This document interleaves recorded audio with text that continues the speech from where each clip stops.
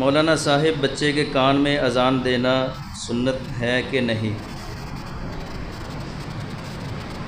رسول اکرم صلی اللہ علیہ وسلم سے ترمذی میں ایک روایت جس کی سند پر محدثین کا کلام ہے کہ حضرت حسن اور حسین کے کام میں رسول اللہ نے خود اذان کی، اس کی سند پر کلام ہے۔ البتہ صحابہ کرام کے اپنے تواتر سے، جسے کہتے ہیں تواتر عملی، صحابہ کرام سے اپنے تواتر سے جو بات ثابت ہے وہ صحیح سند سے ثابت ہے۔ رسول اللہ صلی اللہ علیہ وسلم سے جو مرفوع روایت ہے ترمذی والی، اس کی سند پہ کلام ہے۔ لیکن آج کے دور میں جتنے مفتی بھی کہتے ہیں کہ اذان کان میں دینا بدعت ہے، اس سے قسم اٹھوا لو اس کے اپنے کان میں اذان دی ہوئی۔ جی، قسطوں پر چیز لینا حرام ہے حلال ہے؟ آپ کا سوال ہی غلط ہے۔ قسط پر چیز نہ لینے کو، یہ پہلے تو فرمایا نہیں تھا، اب کیوں قسط پر ہوا تو پہلے بھی تھی جب میں تقریر کر رہا تھا، ایسا نہیں اس کے ساتھ اس کی تو آپ اس میں سانس نہ نہیں، یہ اوپر ہو رہا ہے۔ قسط کے کاروبار کو کوئی بھی عالم ناجائز نہیں کہتے۔ قسط کا کاروبار اگر کوئی کرتا ہے تو وہ احسان کرتا ہے۔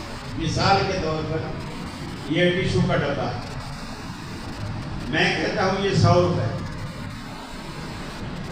آپ کہتے ہیں کیسا، ٹھیک ہے میں اس کو لے لیتا ہوں، لیکن آج میرے پاس صرف 10 روپے ہے، میں کہتا ہوں ٹھیک ہے 10 روپے مجھے دے دو، ڈبہ لے جاؤ، ہر ہفتے 10 روپے دیتے رہنا، باقی 9 ہفتوں میں باقی 10 روپے دے، 90 یعنی 9 دنوں میں 10 روپے دے کے 90 روپے دے کے 10 والے آپ کے 100 روپے پورے کر کے ڈبہ آپ کا ہو جائے گا۔ یہ احسان ہے۔ لیکن جو مسئلہ آپ پوچھتے ہو نا، آپ مولویوں کو گھماتے ہو، سوال یہ ہے ہی نہیں کہ قسط پہ کاروبار کرنا کیسا، سوال یہ ہے کہ قسطوں میں پیسے بڑھانا کیسا، یہ ہے سوال، اور یہ بالکل حرام۔ ایک بندہ کہتا ہے یہ چیز آج لو تو 100 روپے کی، اگر ایک ہفتے لاؤ کے بعد لو 2 پیسے تو 120 روپے کی۔ اب یہ جو 20 روپے میں نے بڑھائے ہیں یہ کس چیز کا عوض ہے؟ یہ بیچ میں جو مدت جو گزری ہے 1 ہفتہ، یہ اس کا معاوضہ ہے 20 روپے۔ سود اسی کو کہتے ہیں کہ میں نے 1 لاکھ روپیہ کسی کو دیا کہ جی آپ مہینے بعد لوٹائیں گے تو آپ 1,10,000 روپے مجھے دیں۔ اب یہ 10,000 روپے کیا ہے؟ یہ جو بیچ میں 1 مہینہ گزرا ہے یہ اس کا عوض ہے، اور اسی کا نام سے۔ تو آپ سوال یوں کیا کریں کہ نقد کی قیمت اور ادھار کی قیمت اور، یہ حلال ہے یہ حرام ہے، یہ حرام ہے۔ گھر کے واش روم میں اگر وضو کرنا پڑے تو دعا کیسے پڑھیں گے؟ ایسے پڑھیں جیسے روز پڑھیں، اس کے لیے کوئی الگ طریقہ ہے۔ واش روم جو ہوتا ہے اس کا نام آپ نے واش روم رکھا ہے، ساری گندگی وہاں پڑی ہوئی تو نہیں ہوتی۔ آج کل تو اتنا خوبصورت فلش سسٹم ہوتا ہے، بٹن دباتے ہیں سارا صاف، ہر چیز صاف۔ تو آپ وضو اس WC کے اوپر لوٹا رکھ کے وہاں تو وضو نہیں کرتے، یا کموڈ پہ بیٹھ کے تو وضو نہیں کرتے۔ اگر بیسن وہاں واش روم میں کرتے بھی ہوں گے تو یقیناً بیسن پہ کرتے ہوں، اور بیسن میں تو غلاظت نہیں ہوتی سوائے تھوک کے یا ناک جھاڑنے کے، وہ تو آپ مسجد کے وضو خانے میں بھی جھاڑتے ہی ہیں، وہاں بھی آپ جھاڑتے ہیں، تو آپ کو کیا چیز رکا ہے؟ ایسے خام خواہ مسائل بنائے ہوئے ہیں۔ کوئی پوچھتا ہے واش روم میں جانے سے پہلے بسم اللہ پڑھ لوں یا نکلنے کے بعد آگے پڑھوں؟ بات نکلنے کے بعد آگے، جو چیز جس وقت جہاں پڑھنی آپ نے فرمایا اس کا وضو نہیں تو وضو سے پہلے بسم اللہ نہیں پڑھتا۔ اب آپ باہر آ کے پڑھتے ہیں وضو کرنے کے بعد، پڑھنی تھی پہلے پڑھتے ہیں بعد میں، اس کا کیا فائدہ؟ ایک ملنگ کا لوٹا جو ہے وہ ٹوٹا ہوا، وہ استنجا کرنے کے لیے قضاء حاجت کے لیے لوٹا بھر کے لے جاتا، اور جب قضائے حاجت سے فارغ ہوتا تو لوٹا چونکہ ٹوٹا ہوا تھا، پانی نکل کے سارا خالی ہو جاتا، وہ بڑا پریشان۔ پھر اس نے اپنے طور پر سوچا کہ یار جب میں جاتا ہوں اس وقت تو لوٹا ہوتا ہے، پانی بھی ہوتا ہے، تو جاتے ہی پہلے استنجا کر لیتا، پھر پیشاب پکانے سے فارغ ہو کر آتا۔ جو کام پہلے کرنے کا ہے اسے بعد میں، اور جو بعد والا ہے وہ کرے، یہ غلط ہے۔ جی شیخ صاحب میں درس نظامی کا طالب علم ہوں، پڑھائی میں دل لگانے کا کوئی وظیفہ بتا دیں۔ استادوں کی بات مانیں، کتاب سے محبت کریں، اس ادارے سے محبت کریں، اور جس علم کو پڑھ رہے ہیں اس علم سے محبت کریں، انشاءاللہ اللہ رب العالمین کامیابی دے گی۔ آگے شریعت میں قتل کا بدلہ قتل ہے، لیکن موجودہ صورتحال میں ناحق خون بہا دیا جاتا ہے، لیکن ہمارا عدالتی نظام اتنا بوگس ہے کہ انصاف ملنا ناممکن ہے۔ ایسی صورتحال میں کیا مظلوم خود اپنا حق لینے کے لیے کسی کو قتل کر سکتا ہے؟ نہیں کر سکتا، اس لیے کہ وہ پھر مظلوم نہیں رہے گا، پھر وہ بھی ظالم بن جائے گا۔ مظلوم تو جب ہی رہے گا کہ جب وہ مظلوم ہی رہے گا۔ اس عدالت کے اوپر بھی ایک عدالت ہے، اگر یہاں انصاف نہیں ملا تو اللہ کے ہاں انشاءاللہ آپ کو انصاف ملے گا۔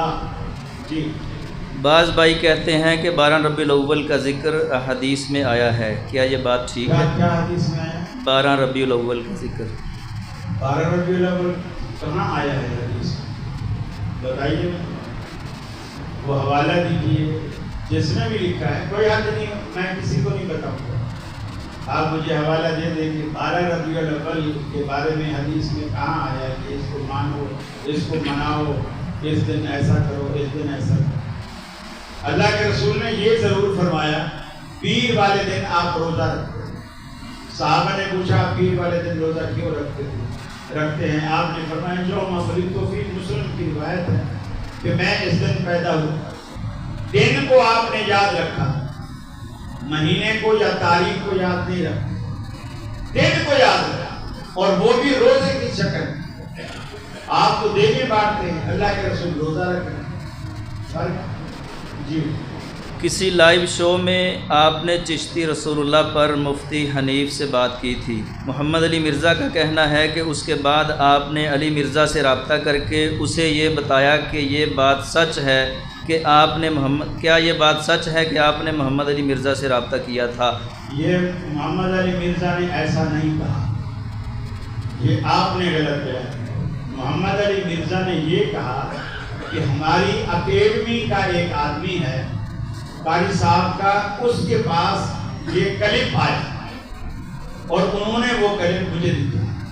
اس نے اپنی ویڈیو میں بھی یہ نہیں کہا کہ قاری صاحب نے مجھے ڈائریکٹ فون کر کے مجھے کہا، پھر کہا کہ جب اس ہماری اکیڈمی کے بندے نے ہمیں ویڈیو دکھائی تو میں نے قاری صاحب کو فون کیا اور انہیں جیسے مبارکباد دی کہ آپ نے بہت اچھا کیا، یہ کیا، وہ کیا، یہ بات۔ انہوں نے یہ نہیں کہا کہ قاری صاحب نے مجھے کہا، انہوں نے بھی یہی کہا کہ میں نے قاری صاحب۔ جی ایک عورت کو خلا لیے 1 سال ہو گیا ہے، کیا اب رجوع ہو سکتا ہے؟ رجوع نہیں ہو سکتا، نکاح ہو سکتا ہے۔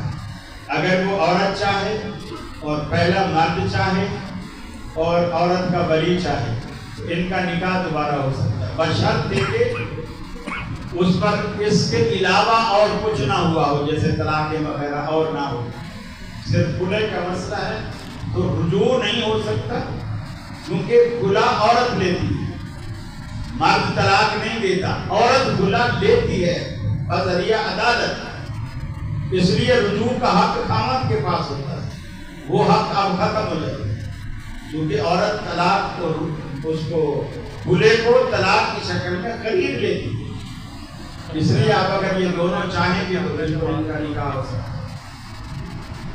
جی سر ڈانپ کر نماز پڑھنے یا نماز کے بغیر سر ڈانپنا یا نہ ڈانپنے کی شرعی حیثیت کیا ہے؟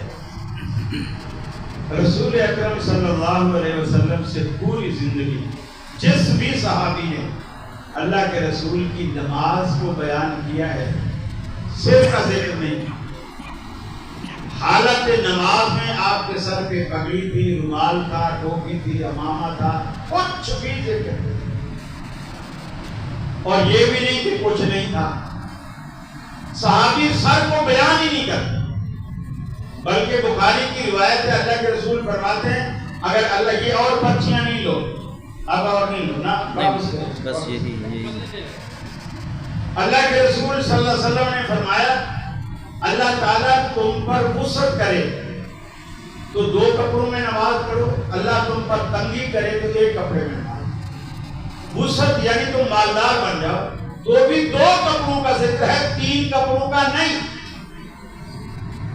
اور پھر مسلم شریف کی حدیث ہے رسول اللہ صلی اللہ علیہ وسلم فجر کی نماز کے لیے پڑھانے کے لیے مسجد میں آئے، مصلی پہ کھڑے ہو گئے، نمازی سارے کھڑے ہو گئے، بلال نے تکبیر کہی، آپ کو کچھ یاد آیا، اور یاد کیا آیا کہ مجھے نہانے کی ضرورت ہے۔ نماز کھڑے رہے، تکبیر ہو چکی، آپ مصلی چھوڑ کر گھر چلے، نہائے اور کپڑے پہنے اور مسجد میں آئے۔ اس منظر کو جو صحابی بیان کرتا ہے کہ آپ جب مسجد میں داخل ہوئے، آپ کی زلفوں سے، چونکہ آپ پٹے رکھتے تھے، آپ کی زلفوں سے پانی ٹپک رہا تھا اور آپ ہاتھوں سے کندھی کرتے ہوئے آ رہے، ہاتھوں سے کندھی کرتے ہوئے آ رہے۔ گویا اتنا تو یہاں ثابت ہو رہا ہے کہ نماز سے پہلے آپ کی کھڑکی اور مصلی تک جو فاصلہ تھا، اس فاصلے میں آپ آئے ہیں، انگلیوں سے آپ بالوں میں کنگھی کرتے ہوئے آ رہے ہیں۔ گویا آپ کے سر پر نہ ٹوپی ہے، نہ رومال ہے، نہ پگڑی ہے۔ پھر جب نماز شروع ہوئی اس کا کوئی ذکر نہیں کہ پگڑی رکھی، ٹوپی رکھی، رومال رکھا یا نہیں رکھا، اس کا کوئی ذکر نہیں۔ حضرت جابر رضی اللہ تعالیٰ عنہ نے نماز پڑھی، ان کے پاس کرتا تھا، اس کو اتار کے رکھا، دھوتی تھی، اس دھوتی کا ادھر کا پلو ادھر کندھے پہ ڈالا اور ادھر کا پلو ادھر کندھے پہ ڈالا، اور گردن کے پیچھے جو ہے وہ گیٹ لگا، گردن کے پیچھے جب گیٹ لگائی اور اللہ اکبر کہہ کر نماز پڑھنے لگے۔ ایک اور صحابی بیٹھا ہوا ہے، اس صحابی نے دیکھا کہ حضرت جابر کے پاس قمیص بھی ہے اور پھر بھی نیچے والی تہبند کو ادھر ادھر لپیٹ کے ایک کپڑے پہ نماز پڑھنا۔ اس نے اعتراض کیا، حضرت جابر کے سلام پھیرنے کے بعد اس نے اعتراض کیا کہ آپ نے کپڑا ہوتے ہوئے ایک کپڑے میں نماز پڑھی۔ اس نے کہا لِجُرَانِي مِثْلُكَ أَحْمَقٌ، میں تیرے جیسے احمق کو یہ دکھانا چاہتا تھا، میں تیرے جیسے احمق کو یہ دکھانا چاہتا تھا، ہَكَذَا رَأَيْتُ رسول اللہ صلی اللہ علیہ وسلم، میں نے اللہ کے رسول کو اسی طرح نماز پڑھتے ہوئے دیکھا ہے۔ پھر دوسری بات، دنیا میں جتنے شعراء گزرے، جتنے بھی، فارسی کے ہوں، عربی کے ہوں یا اردو کے ہوں، آج تک کسی بھی شاعر نے اپنے محبوب کی پگڑی کی، ٹوپی کی، رومال کی تعریف نہیں کی۔ جس کو بھی دیکھو گے اس نے زلفوں کی تعریف، زلفوں کی تعریف کی، اور زلفیں رکھ کر، پٹے رکھ کر پھر ان کو چھپا دینا، پھر زلفیں اندر بھلے گنجا بھی ہو تو کیا فرق پڑتا ہے؟ پھر تو ایک برابر ہے۔ زلفیں مزہ ہی تب دیتی ہیں جب کسی کو نظر تو آئے۔ جیسے کسی نے کہا نا کہ پوچھا جو ان سے چاند نکلتا ہے کس طرح، موہب نے محبوب سے پوچھا بھلا چاند کس طرح نکلتا ہے، پوچھا جو ان سے چاند نکلتا ہے کس طرح، زلفوں کو رخ پہ ڈال کے جھٹکا دیا کہ یوں، پہلے زلفوں کو چہرے پہ لٹکا دیا، گویا رات ہو گئی، وہ مکھڑا جو چاند جیسا تھا چھپ گیا، پھر جھٹکا دے کے وہ بال پیچھے گرا دیے، کہا کہ یوں نکلتا ہے۔ تم ہوئے، ہم ہوئے کہ میر ہوئے، سبھی ان کی زلفوں کے اسیر ہوئے۔ جس نے بھی تعریف کی بالوں کی تعریف، پگڑی رومال کی، میں نے ایسا بے ذوق شاعر آج تک نہیں دیکھا جس نے محبوب کے رومال کی تعریف کی۔ حضرت ابو بکر صدیق اور حضرت علی میں کوئی اختلاف تھا؟ کوئی اختلاف نہیں۔ قاری صاحب میرا سوال یہ ہے کہ کیا امام مسجد مقتدی کے پابند ہے کہ جہاں سے وہ کہتے ہیں وہاں سے ہی قرآن پڑھنا ہے، یا اپنی مرضی سے بھی پڑھ سکتے ہیں؟ امام ہوتا ہے، ڈرائیور اپنی مرضی سے گاڑی چلائے گا، سواریوں سے پوچھ کر تھوڑی چلائے گا، عقل کی بات ہے۔ سواری تو ہر سواری بولے گی اس گلی سے جا، میرا گھر اس گلی میں ہے، دوسرا بولے گا ہم کوئی پاگل ہے، میرا گھر پچھلی گلی میں، وہاں سے چل۔ تو سواریوں کی مرضی پہ تھوڑی گاڑی چلتی ہے، ڈرائیور اپنے روٹ پہ جائے گا اپنی مرضی سے۔ ہاں یہ ایک الگ بات ہے کہ کبھی کوئی امام قرآن اچھا پڑھتا ہے اور کسی نمازی نے خواہش ظاہر کر دی کہ قاری صاحب آج سورہ رحمان سنائیں، لیکن ایسا ہے کہ یہ نہیں کہ اب سورہ رحمان سنانے لگے اور پیچھے سارے کام کاج والے کھڑے ہوئے، 25 منٹ لگ گئے ایک نماز پہ، سورہ رحمان ختم ہونے میں نہیں آ رہی، اور سب عشرہ کا قاری ہے اور لگا ہوا ہے ایک ایک آیت کو 3 دفعہ، ایک دفعہ زبر کے ساتھ، پھر ایک دفعہ زیر کے ساتھ، پھر ایک دفعہ پیش کے ساتھ، یہ طریقہ غلط ہے۔ اگر کبھی کسی نے فرمائش کر دی تو چھوٹی کوئی صورت اپنے اچھے انداز میں نمازیوں کو سنا دے، یہ ایک الگ بات ہے۔ باقی نمازی امام کو اپنی مرضی سے نہیں چلا سکتے، حتیٰ کہ امام غلطی سے کھڑا بھی ہو جائے نا 5ویں رکعت کے لیے اور مقتدی سبحان اللہ کہیں اور وہ نہ بیٹھے تو مقتدی کھڑے ہو جائیں 5ویں رکعت کے، یہ نہیں کہ وہ بٹھا کے ہی چھوڑیں سبحان اللہ نہیں، ایک دفعہ کہہ دیا اس نے مان لیا ٹھیک ہے، اگر نہیں مانا کھڑا ہو گیا، آپ بھی کھڑے ہو جائیں، جب وہ سجدہ صاحب کرے گا آپ بھی سجدہ صاحب کریں۔